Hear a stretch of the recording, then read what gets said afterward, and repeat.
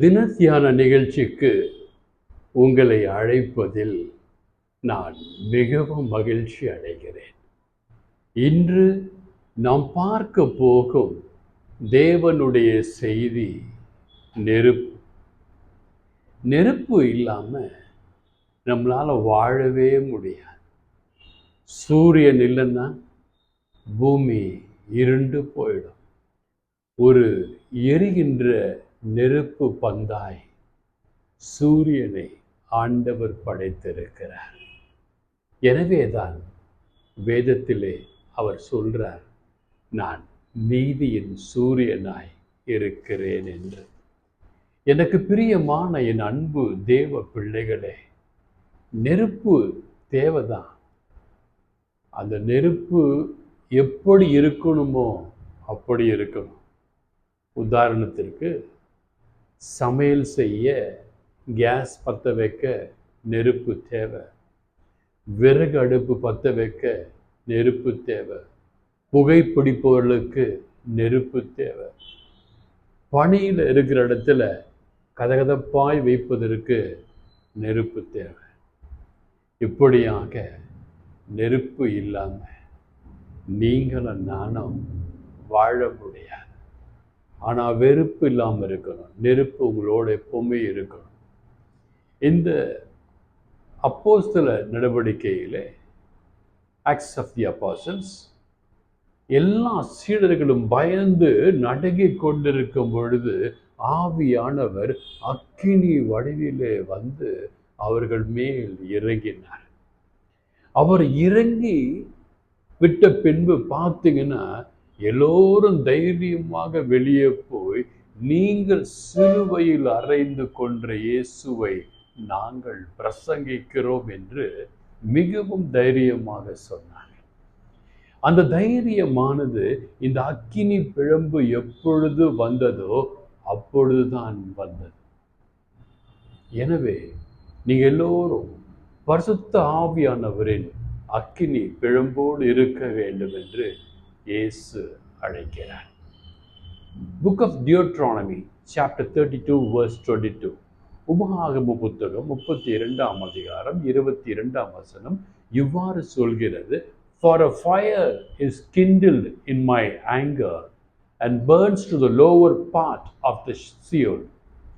கடவுளின் கோபத்திலே நெருப்பு வடிவாய் இறங்கி வந்து லோவர் ஸ்பாட், கடைசி பகுதி சியோல் வரைக்கும் அழிக்கும்.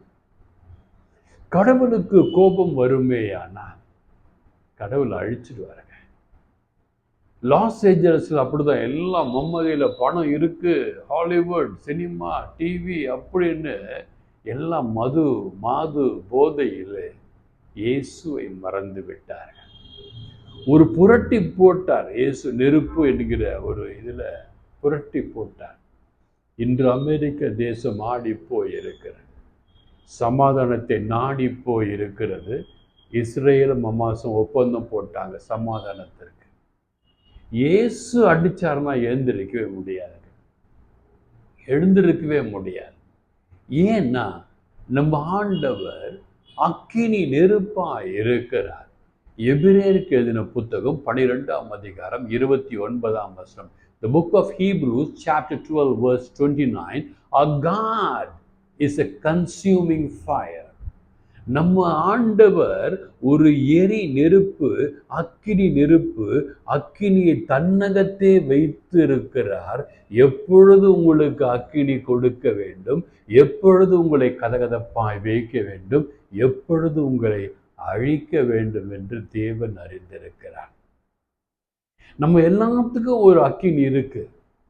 பாவம் செஞ்சா நித்திய அக்கினி, நித்தியத்துக்கும் நெருப்புல அப்படியே எரி நெருப்புல வெந்து சாகணும். ஆனால் பாருங்க, அதே ஆண்டவர் இரக்கம் உள்ளவரா இருக்கிற காரணத்தினாலே யாத்திராகம புத்தகம் 13ஆம் அதிகாரம் 21ஆம் வசனத்திலே அவர் அந்த இஸ்ரவேல் மக்களுக்கு அக்கினி பிழம்பாய், குளிர்ல நடுங்குறாங்க, வெடவெடத்து போது, குளிர் பயங்கரமா இருக்கு, ஆண்டவரே நாங்க குளிர்ல நடுங்கிக் கொண்டிருக்கிறோம் ஆண்டவரே என்று சொல்லி அவர்கள் கதறலை பார்த்து ஆண்டவர் அக்கினி ஸ்தம்பமாய் அவர்கள் மேல் இருந்தார் என்று வேதம் சொல்லுகிறது. Exodus chapter 13 verse 21, Lord went ahead of them in a pillar of fire to give them light so that they could travel by night. அக்கினி ஸ்தம்பம் வெளிச்சம் கொடுக்குது, கதகதப்ப கொடுக்குது. ஆண்டவர் அப்படிதாங்க அந்த மக்களை வழி நடத்தினார். இன்று அந்த ஆண்டவர் உங்களையும் என்னையும் அவ்வாறு வழி நடத்த துடிக்கிறார். என் பிள்ளையை இதை பார்த்து கொண்டிருக்கிற ஜேம்ஸ், இதை பார்த்து கொண்டிருக்கிற மணி, உன் மனைவிக்காக உன் பிள்ளைகளுக்காக நீ உனக்கு ஏற்படுகிற எல்லா கவலைகளையும் என்னிடத்திலே பரிபூர்ணமாக ஒப்புவிப்பாயானால் உன் பிள்ளைகளை நான் வழி நடத்துவேன். ஆண்ட்ரூ, கவலைப்பட்டு கொண்டே இருப்பதால் எவன் தன் கையின் முழத்தை ஒரு முழம் கூட்ட முடியும்? கூட்டவே முடியாது. ஆண்டவர்கிட்ட ஒப்பு கொடுத்து பாருங்களேன். உங்க வாழ்க்கையில் ஆண்டவர் மேகஸ்தபமாய் அக்கினி ஸ்தபமாய் உங்களையும் என்னையும் வழி நடத்துகிற தேவனாய் இருக்கிறார். ஆண்டவர் பார்த்தீங்கன்னா அப்படி நெருப்பு வடிவில மக்களுக்கு தெரிந்து மக்களுக்கு உதவி செய்திருக்கிறார். 1 கொரிந்தியர் 3ஆம் அதிகாரம் 13ஆம் வசனம். 1 Corinthians chapter 3 verse 13. Their work will be revealed with fire, and fire will test the quality of each and every person's work. ஒவ்வொரு மனிதனுடைய நல்ல காரியங்கள் கெட்ட காரியங்கள் எல்லாத்தையும் ஆண்டவர் அக்கினியால் பரிசுத்து பார்ப்பாராம். நாம் நல்லது செய்திருந்தால் ஆண்டவர் உங்களுக்கு பரிசளித்து அமர செய்வார். நீங்களும் நானும் பாவ வாழ்க்கையிலே ஈடுபட்டு கொண்டே இருப்போமே ஆனால் உங்களுக்கும் எனக்கும் ஆண்டவர் அக்கினியை பரிசளிப்பார். Quality of each and every work, ஒவ்வொருத்தருடைய குவாலிட்டி என்ன பண்ணா ஏது பண்ணான்னு பார்த்து ஆராய்ந்து அக்கினியை தான் உங்களுக்கும் எனக்கும் பரிசு கொடுப்பார். பாவத்திலிருந்து மனம் மாற வேண்டும் என்று தேவன் விரும்புகிறார். ஏன்னா அவர் சுத்திகரிக்கின்ற நெருப்பாய் இருக்கிறார். மலாக்கியாவின் புத்தகம் 3ஆம் அதிகாரம் 2ஆம் வசனம். Book of Malachi chapter 3 verse 2. Who can stand when the Lord appears? ஆண்டவர் உங்களுக்கு முன்பாக எனக்கு முன்பாக எதிர்கொண்டு நிற்கும் பொழுது யார் அவரை எதிர்கொண்டு தைரியமாய் நிற்க முடியும்? யாருமே நிற்க முடியாது. For he'll be like a refining fire.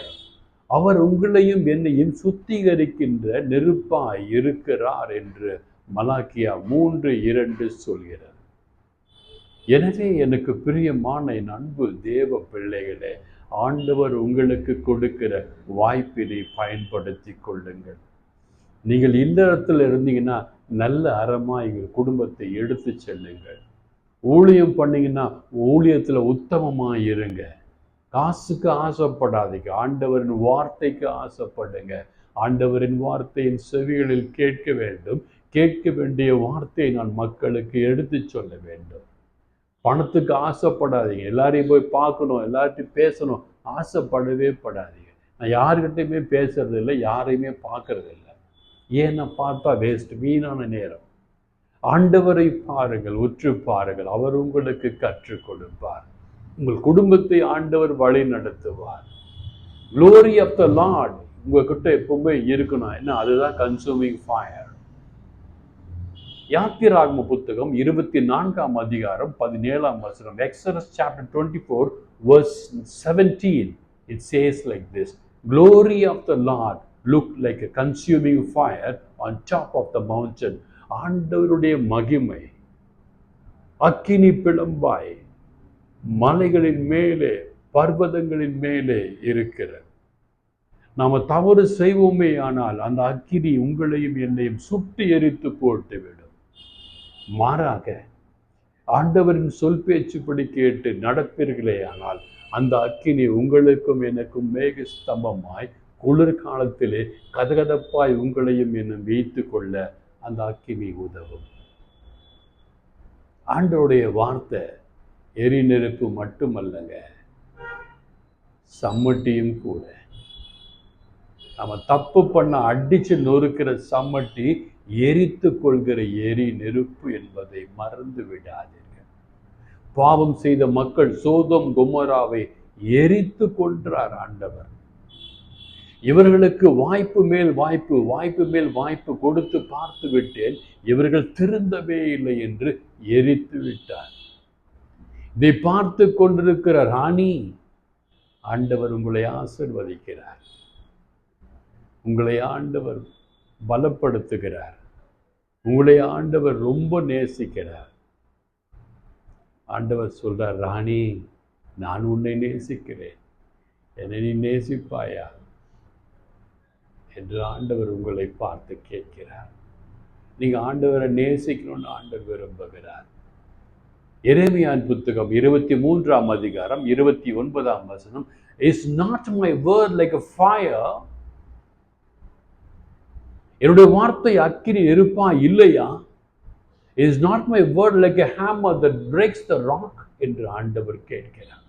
ஆண்டவருடைய வார்த்தை எரிகிற அக்கினியாய் அடித்து நொறுக்கிற சம்மட்டியாய் இருக்கிறது என்று ஆண்டவர் சொல்லுகிறார். உங்கள் கஷ்டங்கள், உங்கள் துன்பங்கள், உங்கள் துயரங்கள், உங்கள் பாவங்களை எல்லாம் ஆண்டவர் முன் கிளத்தி பாருங்களே. ஆண்டவரே, உங்களுடைய அக்கினியால் அந்த பாவ மூட்டைகளை எரித்து போடுங்கள். ஆண்டவரே, என் சாபங்களை எரித்து போடுங்கள், என் நோய்களை எரித்து போடுங்கள், என் வேதனைகளை எரித்து போடுங்கள், என் மகன் என் பேரனுடைய பிரச்சனைகளை எரித்து போடுங்கள் என்று கேட்டுதான் பாருங்களே. கேட்டு பார்க்கும் பொழுது ஆண்டவர் உங்கள் குறைகளை, உங்கள் பிரச்சனைகளை தீர்க்க வல்லவராயிருக்கிறார். இயேசு வாழ்ந்த காலத்திலே இயேசுவை நோக்கி பார்த்தவர்கள் குணமடைந்தார்கள். இயேசுவே, தாவீதின் குமாரனே, என் மீது இரக்கம் அடையும் என்று சொன்னவர்கள் பார்வையடைந்தார்கள். ஆண்டவரை பார்க்க முயற்சி செய்வேன் என்று மரத்தின் மேல் ஏறின குள்ளன் ரட்சிப்பு அடைந்தார் என்று உங்களையும் என்னையும் பார்த்து ஆண்டவர் கேட்கிறார், எரி நெருப்பாய் நான் இருக்கிறேன். உன் வாழ்க்கையில் உள்ள எல்லா பிரச்சனைகளையும் எரித்து சாம்பலாக்க நான் தயாராயிருக்கிறேன். என் வார்த்தைகளை ஏற்றுக்கொள்வாயானால் உனக்கு விடுதலை கொடுக்கிற விடுதலை நாயகனாயிருக்கிறேன். மாறாக நீ திருந்த மாட்டாய் என்று அடம்பிடிப்பாயானால் உன்னை நெருப்பிலே எரிக்கிற நரகத்திலே தள்ளி போடுவேன் என்று சொல்லுகிறார். என்று கேட்ட ஒவ்வொரு வசனங்களை தியானித்து தான் பாருங்களேன். ஆண்டவர் சொல்ல கேட்டுதான் பாருங்களேன். நீங்க நல்லா இருப்பீங்க, உங்க குடும்பம் நல்லா இருக்கும், உங்க பிள்ளைகள் நல்லா இருப்பாங்க, உங்க பேர பிள்ளைகள் நல்லா இருப்பாங்க. God bless you all.